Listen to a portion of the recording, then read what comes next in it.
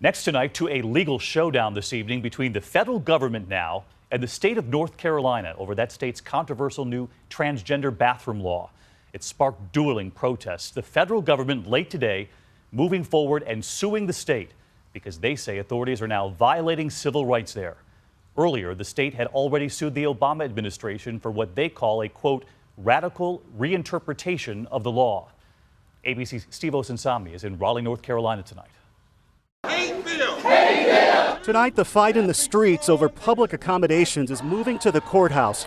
In her lawsuit, the country's top prosecutor is now asking a federal court to stop North Carolina from enforcing its new law, charging that it removes protections for gay families and keeps transgender residents out of the public restrooms they need.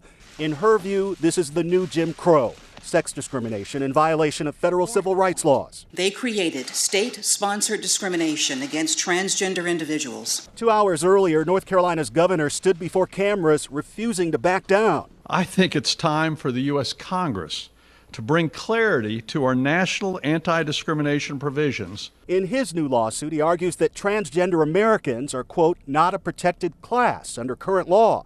Meanwhile, businesses are leaving the state in protest, and the NCAA is threatening to move its games out of state. On the other side, activists are taking their protests to stores. I believe you're violating the law.